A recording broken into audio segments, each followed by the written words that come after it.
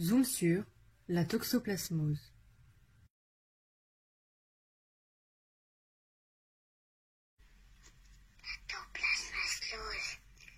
C'est quoi?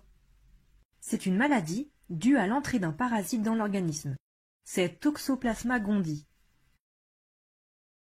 Ce petit parasite fait partie des protozoaires, c'est-à-dire que c'est un micro-organisme constitué d'une seule cellule, ce qu'on appelle un unicellulaire, et possédant un noyau, ce qu'on appelle une cellule eucaryote, comme nos cellules humaines.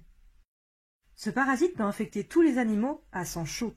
Il peut se transmettre de l'animal, par exemple le chat, à l'homme. Eh mais je suis une femme! Oui, enfin, homme, femme, vous avez compris.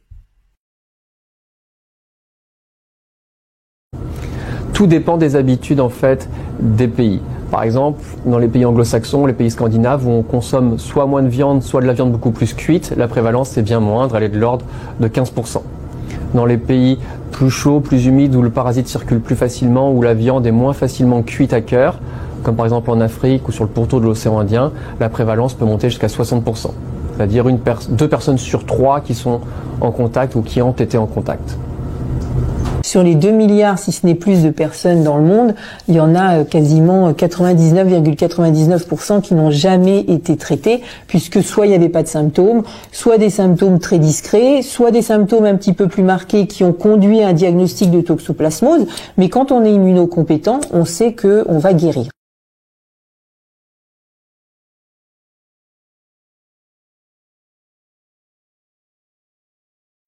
La prévalence de la toxoplasmose est de l'ordre de 30%.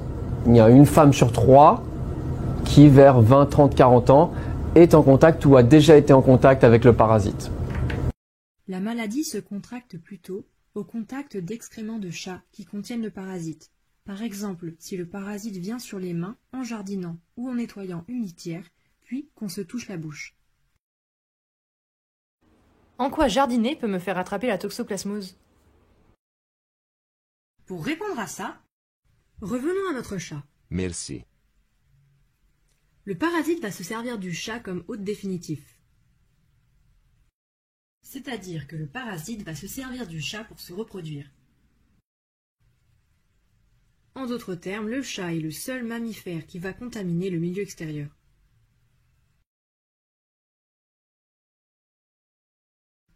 Le parasite va se reproduire dans le tube digestif du chat. Puis, il sera expulsé en même temps que les excréments du chat. C'est à ce moment-là que le parasite peut nous contaminer.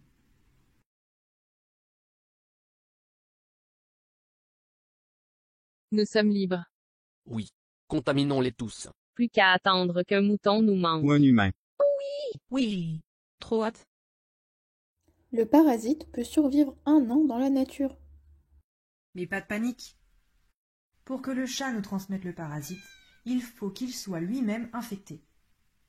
Soit parce qu'il a mangé une proie parasitée, rongeur notamment. Oups. Soit parce qu'il a directement ingéré le parasite, par exemple en s'abreuvant dans une flaque contaminée.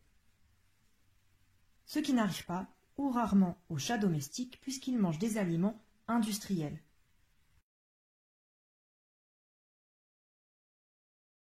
En général, le chat s'infecte par l'agent responsable de la toxoplasmose au tout début de sa vie, dans les premières semaines, lorsqu'il est encore chaton, et bien souvent, il n'y a aucun moyen de savoir s'il est infecté. Il n'est pas symptomatique, et en général, on ne pratique pas de test biologique à partir de quelconque fluide du chat. Donc c'est inapparent chez le chat. Le chat de domicile est considéré comme risque zéro. Il y a des gestes à faire qui vont faire que la femme enceinte, non seulement ne sera jamais infectée avec son chat, mais surtout pourra également profiter de son chat pendant sa grossesse. Le chat ne peut être infecté qu'une seule fois dans sa vie, car comme nous, les humains, lui aussi va avoir une réponse immunitaire efficace la deuxième fois qu'il sera infecté par ce même parasite. 5 à 15 jours après l'infection, le chat va excréter le parasite dans ses excréments. Il n'excrète qu'après sa première contamination. Par ailleurs, les seuls chats représentant un risque sont les jeunes animaux qui chassent pour se nourrir. La principale voie de contamination est la voie alimentaire, avec 99,99% des cas. Par ingestion d'eau ou de viande contaminée, plus fréquemment de l'agneau, du porc ou du gibier, ou encore par le contact de couteaux, de planches ou d'ustensiles de cuisine ayant touché à de la viande crue, mais également par la consommation de fruits, de légumes ou de certains produits non pasteurisés. Il arrive très rarement de contracter la maladie lors d'une transplantation d'organes ou d'une transfusion sanguine. Également, de façon transplacentaire, c'est-à-dire de la mère à l'enfant lors de la grossesse. Et une fois rentré dans le corps humain, que fait le parasite? L'homme est l'hôte intermédiaire, c'est-à-dire l'hôte chez lequel le parasite va se multiplier.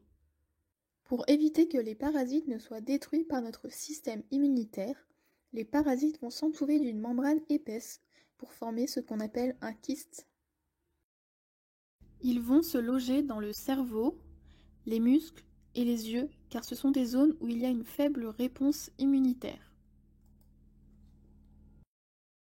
Ces kystes entretiennent le système immunitaire car ils relâchent régulièrement des antigènes tout au long de notre vie.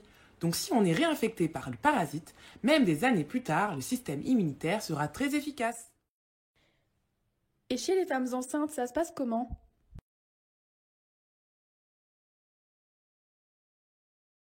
La plupart du temps, les femmes enceintes sont immunocompétentes, donc on ne peut pas dire qu'il y a vraiment de signes visibles, ou alors ça va être des petits symptômes, mais qui ne vont pas forcément conduire à l'identification de la toxoplasmose.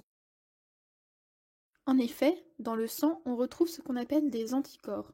Ils permettent au corps de se défendre contre des potentiels pathogènes qui pourraient attaquer notre organisme.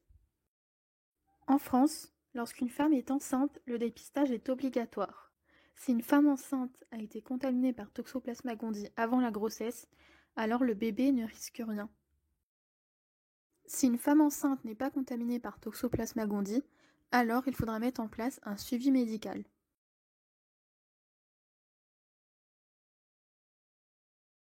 Il y a un risque modéré de transmission à l'embryon ou au fœtus, mais il existe.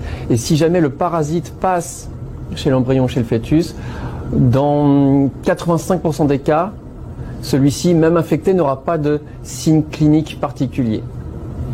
En revanche, dans 15% des fœtus qui peuvent être infectés, il peut y avoir apparition de malformations et des troubles qui apparaissent en conséquence, qui sont des troubles d'ordre oculaire, des troubles d'ordre centraux et parfois des troubles liés à la dissémination de la maladie, qui peuvent être très spectaculaires. On a des enfants qui peuvent naître avec des très grosses têtes ou des très petites têtes, des enfants qui peuvent naître avec des foies ou des organes de type rate de taille très augmentée, des enfants qui peuvent avoir des troubles de la vision. Donc il peut y avoir des vraies complications qui heureusement sont rares. La transmission de la maman vers le fœtus est d'autant plus importante que l'on est en fin de grossesse, puisqu'à ce terme-là, le placenta est beaucoup plus fin et beaucoup plus irrigué, beaucoup plus vascularisé. Donc il y a des échanges sanguins beaucoup plus nombreux entre la maman et le fœtus. Donc le risque du passage du parasite est d'autant plus important à ce terme-là. Si une infection de la mère a lieu durant la grossesse, un test est pratiqué pour vérifier que le bébé n'est pas infecté. C'est l'amniosynthèse. On regarde la présence d'anticorps dans le liquide amniotique de la femme enceinte. Alors on peut déjà être très rassurant. Il s'agit d'une maladie qui est globalement bénigne, voire totalement asymptomatique. Chez le tout venant, quand on se contamine, il ne se passe globalement rien dans 80% des cas. Parfois on a un peu de fièvre, parfois on a un peu mal à la tête, parfois on a un peu des ganglions qui sont inflammés, mais ça ne va pas plus loin. Ce qu'il faut savoir quand même, c'est que la toxoplasmose se caractérise comme étant une maladie infectieuse chronique, c'est-à-dire qu'on n'élimine jamais le protozoaire. Celui-ci, après un cycle d'infection, va aller se loger dans un certain nombre de tissus où la réponse immunitaire est plutôt faible, le cerveau, les yeux et les muscles. Et normalement, si tout se passe bien, si on reste immunocompétent, on va vivre avec ces kystes le plus longtemps possible. Les manifestations de la toxoplasmose chez l'immunodéprimé ne sont visibles que si le patient est suffisamment immunodéprimé. C'est-à-dire si les globules blancs, les cellules qui sont chargées de la défense dans le sang, sont suffisamment bas pour permettre le déploiement, la dissémination de la maladie. Donc ces toxoplasmoses violentes, brutales, très symptomatique se rencontre avant tout chez les sujets très immunodéprimés. Pendant très longtemps, il s'agissait de patients infectés par le virus de l'immunodéficience humaine. Maintenant, les toxoplasmoses disséminées se voient chez les patients qui sont greffés de moelle, transplantés d'organes, qui souffrent de maladies cancéreuses par exemple.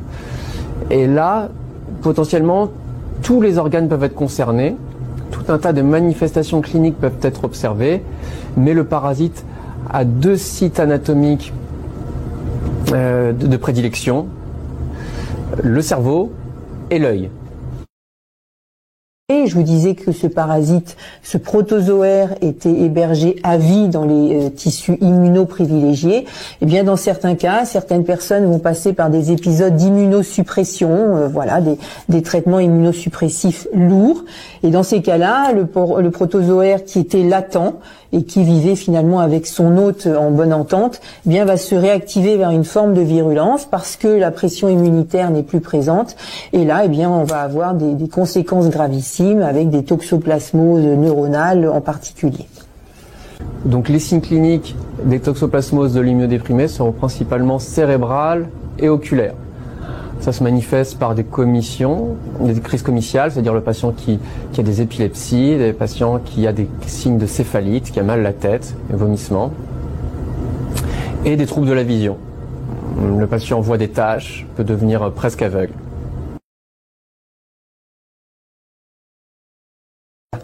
Donc il y a 2 traitements qu'on pourrait imaginer, c'est le traitement de la femme enceinte, séronégative, qui s'infecte pour la première fois. Donc oui, il y a des traitements qui vont lui être donnés dès que malheureusement elle saura qu'elle a cette infection toxoplasmique. Et puis il y a des traitements qui vont être donnés à ces personnes qui hébergent le protozoaire depuis des mois, des années, qui passent par un épisode d'immunosuppression, qui réactive le parasite. Et là, il y a nécessité de traiter.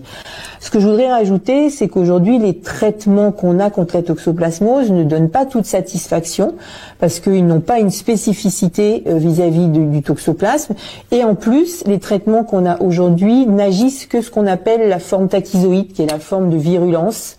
Et comme je vous ai dit, à un moment donné, ce protozoaire va s'enquister, va se loger dans dans le cerveau, dans les yeux, dans les muscles à vie. Et autant on a quand même des molécules qui sont efficaces contre la forme circulante, virulente, mais aujourd'hui on n'a aucune molécule qui est efficace pour éliminer la forme de dormance. Donc ça, c'est vraiment pour l'instant, on a cette impasse thérapeutique pour les formes qui sont enquistées. Alors, il n'y a pas de vaccins aujourd'hui qui sont commercialisés en médecine humaine. Il y en a un qui est commercialisé en médecine vétérinaire, voilà, qui est un protozoaire, donc un toxoplasme qui est vivant, atténué, qui ne peut pas être utilisé chez l'homme. Alors oui, il y a beaucoup de recherches vaccinales dans le monde, parce que c'est quand même, la toxoplasmose a une incidence majeure en médecine humaine. Donc moi, je pourrais pas vous faire un état des lieux de tous les vaccins, de toutes les stratégies vaccinales qui sont élaborées dans un certain nombre de labos. Je peux éventuellement faire un petit focus parce que ici on travaille sur une stratégie vaccinale où on a élaboré ces dernières années un vaccin muqueux, administration par voie nasale avec des nanoparticules qui a donné de très bons résultats en modèle souris, en modèle brebis, et puis qui aujourd'hui est testé dans un certain nombre de zoos français chez des singes du Nouveau Monde qui sont eux extrêmement sensibles à la toxoplasmose. Ça fait 3 ans qu'on a ce partenariat avec un certain nombre de zoos, et donc depuis 3 ans, ces singes ont été immunisés, et ces zoos avec qui on travaille recensaient chaque année des décès avec ces petits singes, et depuis 3 ans, il n'y a plus aucun décès dans ces zoos participants. Donc on a pour l'instant de bons arguments, et peut-être on espère un jour que ce vaccin aura une autorisation sur le marché pour l'homme, avec un grand H. Les petits conseils pour femmes enceintes. Mon conseil, c'est déjà de suivre le plan national de prévention, d'être vigilante dès qu'elles savent qu'elles sont enceintes. On fait tout de suite sa sérologie, ça c'est important. Donc si on est positive, eh bien on sait au moins que pour la toxoplasmose, c'est quelque chose qui n'aura pas de danger futur en termes de contamination. Et puis surtout, pour les femmes qui sont séronégatives, c'est également une très bonne chose, mais il faut qu'elles restent séronégatives pendant toute leur grossesse. Et donc là, il y a des règles hygiéno-diététiques à respecter qui sont relativement simples, pas si contraignante que ça, mais il faut tous les jours y penser. Voici quelques-unes des principales règles hygiéno-diététiques. Bien se laver les mains si on a été en contact avec des légumes ou des fruits souillés par la terre ou de la viande crue. Éviter de consommer de la viande mal cuite, tartare notamment. Mettre des gants en jardinant.